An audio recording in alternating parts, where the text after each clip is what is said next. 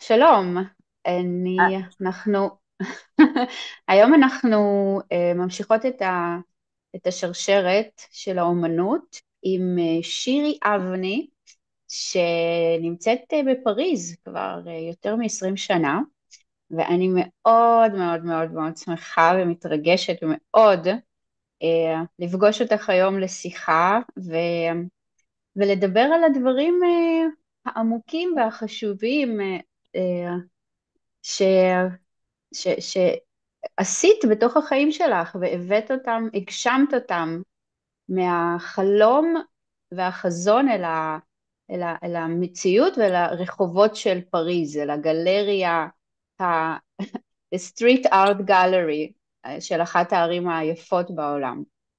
אז שלום שירי, שלום ריטה, מה שלומך? מצוין, איזה ממש כיף, טוב. איזה כאילו כיף כרגע לשמוע ממש אותך. טוב, כן, כן, לגמרי. הרי אני אגיד ככה, אני אקריא את מה שכתבנו כשדיברנו שאלתי אותך איך להציג אותך, אז זה מה שכתבתי, לא יודעת אם את זוכרת, אבל זה מה שאמרנו.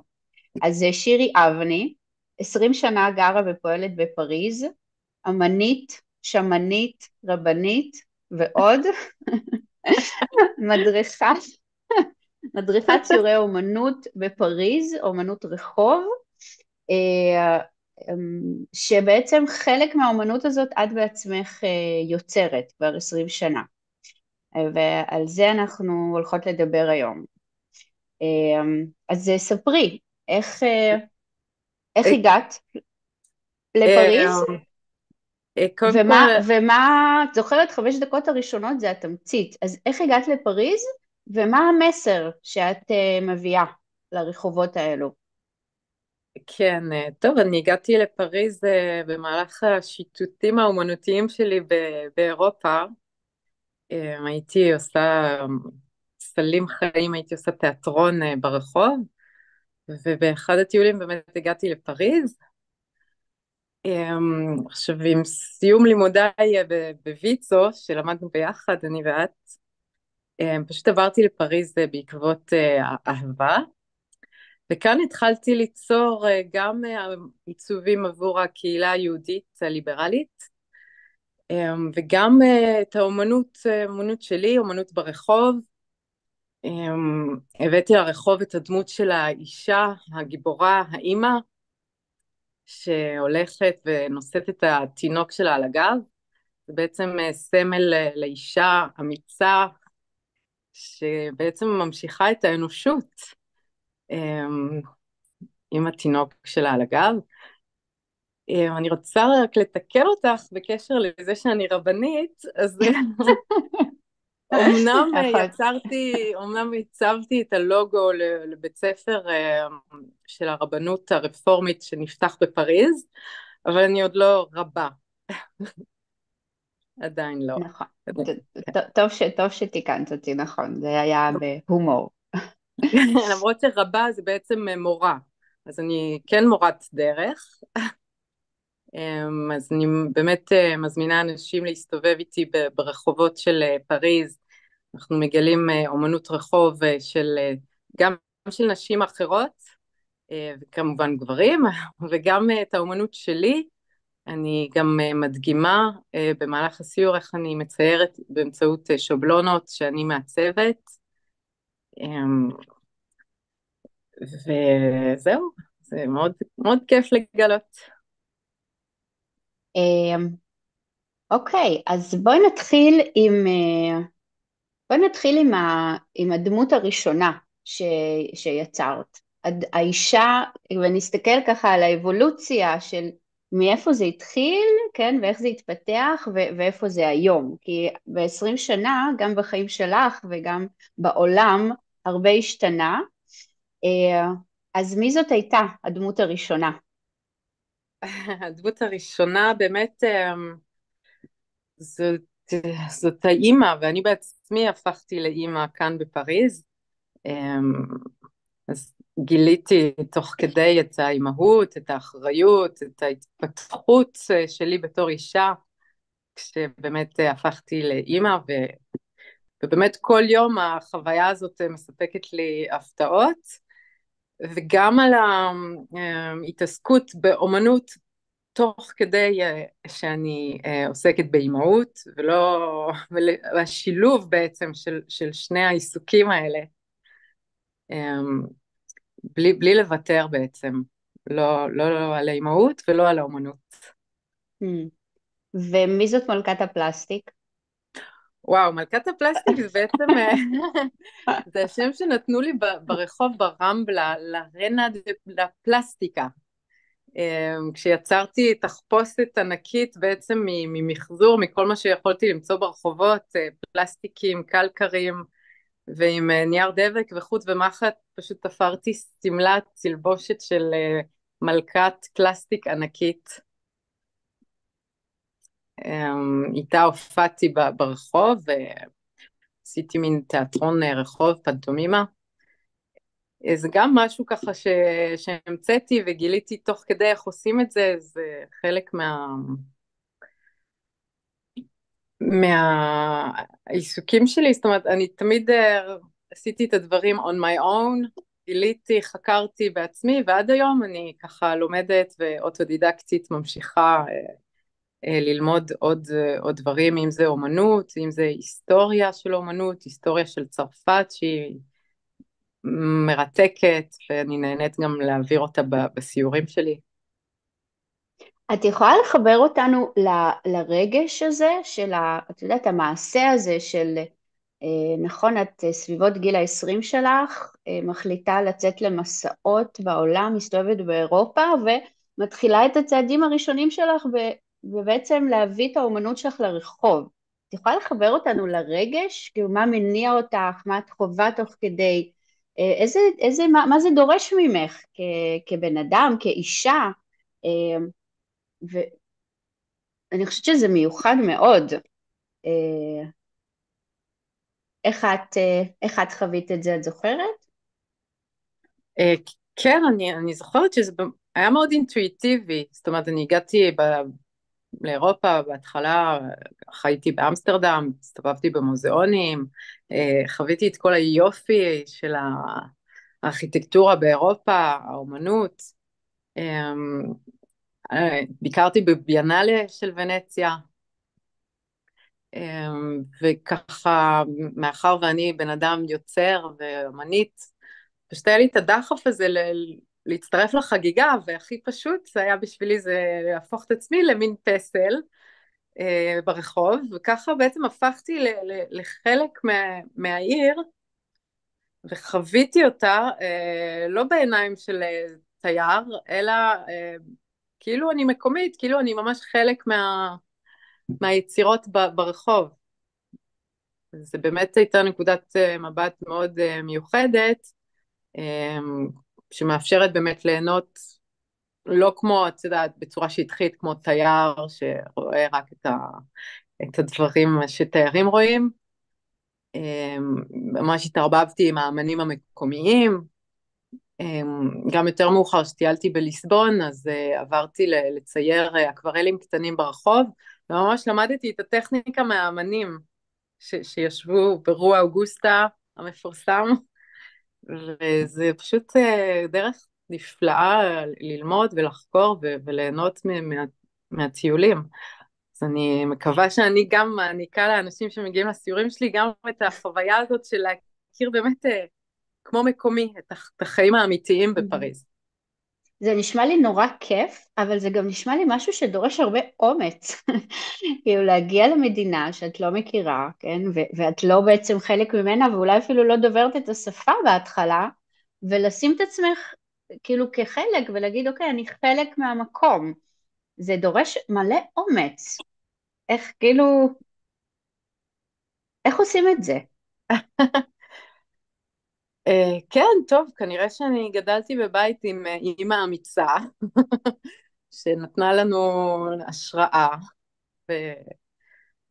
ובאמת תמיד ככה, תמיד הייתי מסתובבת לבד, מטיילת וחוקרת, אם זה בחיפה, מסתובבת בתל אביב, אפילו לסיני נסעתי לבד. באמת צריך אומץ, אולי קצת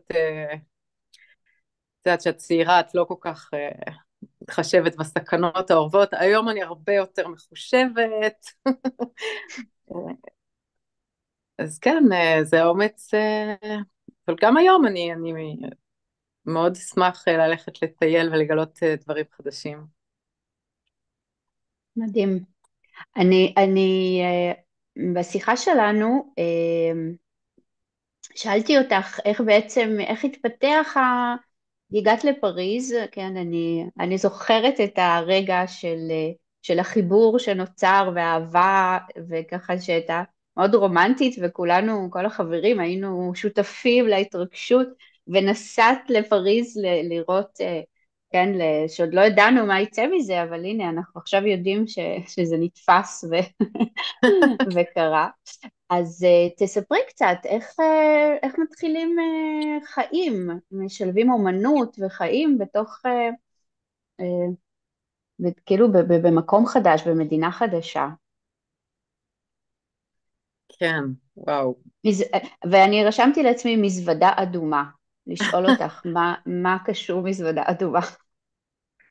נכון, אז זה בעצם באמת שקיבלתי את ההזמנה מהחבר שלי אז, להצטרף, לעבור לגור איתו עם סוף הלימודים שלי בוויצו בפריז, אז באמת נשמע דבר מדהים, אז באמת עזבתי את הדירה, ארזתי הכל במזוודה גדולה אדומה, ונסעתי לעיר הגדולה.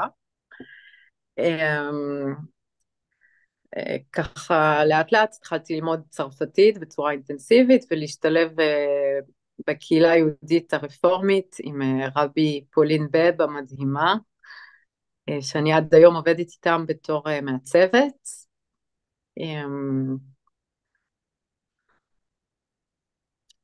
ייסדתי את המשפחה, ילדים נולדו, עכשיו הם כבר גדולים, אבל באמת כשהם היו קטנים אז זה היה באמת, הייתה הקרבה של לגדל אותם, להעניק אותם, כשהם קטנים אז ככה לא הייתה הרבה התעסקות באמנות, אבל מהר מאוד הצורך הוביל אותי חזרה לסדנאות רישום, מודל לרום, וללכת להמשיך ללמוד וליצור, ומפה לשם דווקא דרך הבייביסיטר של הילדים, שהיא מהדור הצעיר, הגעתי לסקואט אומנותי בפריז, שם הכרתי את מיטב אמני הגרפיטי והסטריט ארט הפריזאים, ואת כל הסצנה, שהיא בסך הכל לא סצנה כל כך גדולה בפריז, כולם מכירים את כולם, והתחלתי באמת ליצור ברחובות את הדמות הזאת של המאמה, ב-2015, שזאת השנה שגם התחלתי להדריך סיורי אומנות רחוב, בהתחלה עם אלטרנטיב המופלאות, ואחר כך ועד היום אני עושה את זה באופן עצמאי. אז באמת מאוד שמחה להיות חלק מהחגיגה הזאת על קירות העיר, ולהביא את הקול הנשי, וגם אני מקבלת הרבה תגובות על האישה הזאת, אז המאמה. ספרי על האישה הזאת, ספרי לנו, מאיפה הגיעה האישה, כן, כי היא מיוחדת, ויש לה קשר משפחתי בעצם, במובן, נכון? נכון, נכון מאוד. אני במשפחה שלי, טוב, נכון שאנחנו פרודים, אבל ההורים של, האבא של הילדים, בעלי לשעבר, בעצם אימא שלו היא מסנגל, היא מוסלמית, והיא זו שלימדה אותי לקחת את הבן הבכור, התינוק, על הגב, היא קשרה לי אותו עם אותו בד שהיא לקחה איתו את האבא שלו, ועשתה לי את התפילה, בירכה אותו. והסבא הוא בכלל קתולי מברטניה, זאת אומרת הוא לבן והיא שחורה, והם זוג מעורב, ושניהם דתיים, זאת אומרת שניהם כל מאמינים, אחד בדתו. כל אחד היא במסגד והוא בכנסייה, ואני הצטרפתי בתור הצלע היהודייה של המשפחה, אז יש לנו באמת הרכב מעניין. כן. אז באמת מהאישה, הדמות הזו של האימא האפריקאית היא תמיד נראתה לי כל כך אמיצה וחזקה, כי כאילו לא רואים שכבד לה, או ש... לא, היא לוקחת את היד על הגב, ואולי עוד ילד מקדימה, ותוך כדי זה היא גם עושה קניות, ולהפך, כאילו הידיים פנויות, אז היא יכולה לעשות מלא דברים. וואו, אה, תקשיבי, זה ממש כאילו, אני חושבת על האחדות וההרמוניה המשפחתית שנוצרת מתוך המגוון הזה של קצוות, כאילו קצוות, כן? לא, כן, במובן מסוים קצוות, אבל זה נורא מיוחד שרוקמים את הסיפור המשפחתי עם כזה מגוון מעניין ומעשיר, אה, ואולי באמת דרך האומנות אפשר תמיד לקחת ובצורה, כאילו בלי הרבה מילים, פשוט להביא את זה, כן? להמשיך את זה, זה משהו שהלוואי והיינו יכולים לעשות את זה בעולם הרבה יותר, לחבר בין דברים שהם לכאורה ניגודים, ובעזרת הכוח של האומנות לתת להם מקום בעולם. אה, נכון, נכון מאוד, ואני יכולה גם להעיד שלמרות שביני לבין חמותי היו לא מעט חיכוכים, אני מאוד גאה, וזה גם המון בזכותה שאנחנו בקשר, זאת אומרת, אנחנו כן בקשר, מדברות, מחליפות, בקשר לילדים, משתפות פעולה, זאת אומרת, היא גם מאוד מאוד אוהבת את הילדים שלי. כן, כן, כי ביום יום ההבדלים האלה הם תמיד יוצרים איזה שהם חיכוכים, ואולי זה באמת טבעי, אבל תמיד אפשר לראות מה אנחנו יכולים ללמוד אחד מהשני, ואיזה השראה אנחנו יכולים לקחת אחד מהשני, כן, למרות הניגודים, ואולי בגלל ההבדלים בינינו. נכון, וגם יש לי עוד מחשבה שבסך הכל לי ולה, למרות כל ההבדלי תרבות שהם עצומים, כאילו, ממש, יש לנו אינטרס משותף, זה היא שהנכדים שלה יצליחו ויעלו ויצליחו, ואני שהבנים שלי כמובן ישגשגו, וזה פתאום נראה לי איזשהו מסר לאנושות, יש לנו אינטרס משותף שהדור העתיד יצליח, אבל כן, יש לנו אינטרס משותף לכולנו, נקודה. נכון, נכון, יש לנו כמה ש... בדיוק, כמה שיותר מהר נבין את זה ונתחבר לזה בצורה הכי רחבה שאפשר, וואו, זה יהיה, כן, העולם ישנה את פניו. נכון, אה, ה- הנוכחות הזאת של האישה, אה, האימא שהולכת עם הילד על הגב, איך היא בעצם משתלבת סצנת הגרפיטי? אה, כן, כאילו, איך זה בא לידי ביטוי? האם זה טבעי? כאילו, האם זה, כי אמרת מקודם, כאילו, הסצנה של הגרפיטי היא סצנה גברית ברובה. אז איך נכון, זה משתלב? נכון, זה באמת גם בעולם של אומנות רחוב וגרפיטי וגם בעולם הפרסום, כל מה שאנחנו רואים בחלל הציבורי, האורבני, נשים הן תמיד איכשהו מקושרות לאובייקט מיני, אנחנו רוצים מכונית, אז שמים בחורה חצי ערומה בשביל למכור, תמיד הייצוג הנשי הוא כזה איכשהו פתייני. ובאמת רציתי, את יודעת, לשים זרקור על האישה הפשוטה הזו, האימא, שהעבודה שלה שקופה. אנחנו יודעים שהרבה נשים ואימהות, העבודה שלהם שקופה, חינם, אין משכורת על כל המאמץ. ופשוט רציתי להביא אותה לדרגה של כוכבת, אני הרבה פעמים עושה אותה בגודל טבעי ברחוב, לתת לה מקום, לתת לה נוכחות, ומין צעקה אילמת כזאת של אני פה, אני עושה המון המון דברים, ובזכותם, בזכות כל המאמץ שלי, החברה קיימת ומתקדמת, ולבקש באמת להזכיר את זה, ולצעוק את זה גם. זאת אמירה מאוד חשובה, כי כמו שאמרת, אנחנו באמת רואים היום, הרבה מאוד היום, כן, כבר המון שנים, הייצוג, אם הוא לא סקסי, אז הוא פתייני. את צודקת, יש בזה משהו, ואנחנו מכירים את זה, אני רואה את זה, אני מלמדת בבית ספר. לצערי, אני רואה את זה משהו שמתחיל להיות כבר בגילאים מאוד מאוד צעירים. כאילו, כאילו ההרגל הזה, שזה מה שמקובל, להביא איזושהי סוג של פתיינות לתוך השיח ולתוך המאפיינים של האישה. ובאמת הדמות שלך היא דמות שבנחישות כבר שנים צועדת בתוך פריז עם האמירה הזאת של הכוח הנשי, שהוא באמת הכוח של חיים שמניע כן, את כל האנושות. כאילו, וואי, זה יצא משפט כאילו גדול, אבל זאת האמת. זה גדול, זה נכון, זה באמת גדול. אמ, איך זה בשבילך להיכנס ולהיות חלק מהסצנה? דיברנו על זה קצת בשיחה מקודם. כאישה, לעשות גרפיטי. איפה, את יודעת, האומץ והנחישות הם לא רק להביא את העבודה לגלריה הזאת, זה גם בלעשות אותה. נכון, זה באמת לא פשוט. קודם כל הרחוב זה לא, זה מקום מאתגר, את לא יודעת מי יעבור, או שזה המשטרה, או שיעבור מישהו עצבני שלא אוהב גרפיטי, וגם בתקופה האחרונה, בגלל המלחמה, אז גם יש את החרדות האלה של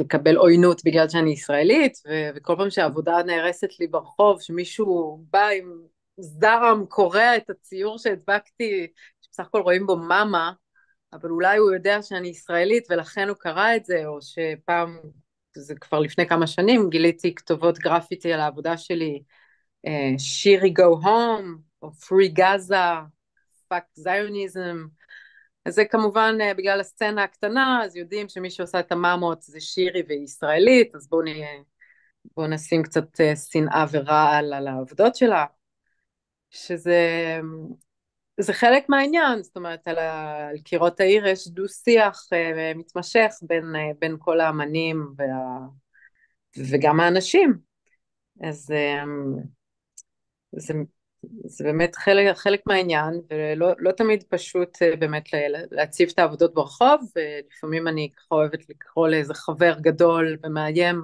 שיבוא איתי,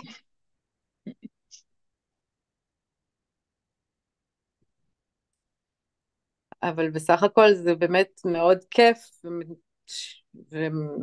ומתגמל שיש את הפלטפורמה הזאת שאפשר להשמיע את הכל ברחוב, אנחנו עדיין בדמוקרטיה, אפשר לתקשר דרך האומנות ברחוב, ובאמת כולם יכולים להשמיע את קולם באומנות רחוב. מהמם. אנחנו דיברנו על איך בעצם התפתחה הייצוג הנשי עבורך, איך הוא התפתח בשנים האלה שאת עושה אומנות, כן? שזה התחיל מזה שאת בעצמך היית הערוץ דרכו האומנות עוברת, וכל מיני דמויות שהבאת את זה כתיאטרון רחוב, ועד הדמות של המאמה, כן, והאם, תספרי, האם היו עוד התפתחויות, עוד דמויות, עוד דימויים, כן, כי אני בהחלט. יודעת שהעבודה שלך מאוד עשירה, אבל אי אפשר לדבר על הכל, אבל תגידי על אולי עוד כמה. אוקיי, אז באמת יש את העבודה הזאת כאן ששמתי מאחוריי, הבחורה הזאת היא בעצם המורה שלי למחול, היא רקדנית של ריקוד אפרו-אורבני, בעצם טוורק, קוראים לה מימונה, וכאן בעצם לקחתי השראה מתמונה שלה שהיא רוקדת על הראש, היא עושה עמדת ראש וטוורק תוך כדי. עכשיו הבחורה הזאת היא מגיעה ממשפחה מוסלמית בפרברים של פריז, והיא באמת התעקשה על מה שהיא רוצה לעשות בחיים, והיא מעבירה סדנאות ריקוד, באמת לתרפיה דרך הישבן.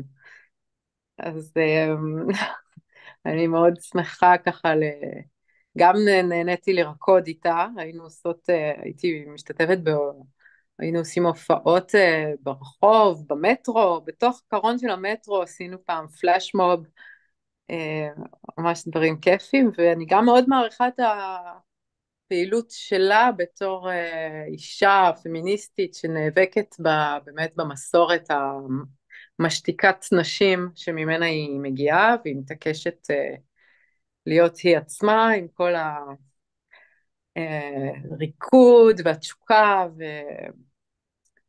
ואפילו אם זה לא מוצא חן בעיני המסורת שממנה היא מגיעה. דיברנו על זה שבעצם יש איזו משמעות מאוד עמוקה לתנועה הזאת, שהיא מאפשרת לפרוק מטענים, לפרוק טראומות מהאזור של האגן, כן, דיברנו על האימהות והנשיות והמרחב הזה של הרחם, שהוא גם מקור החיים, אבל הוא גם המקור שבעצם כמו איזה חלל, מיכל שאוסף לתוכו דברים שהם קשים יותר, ועכשיו בתקופה הזאת שכולנו חווים, אני ככה מדמיינת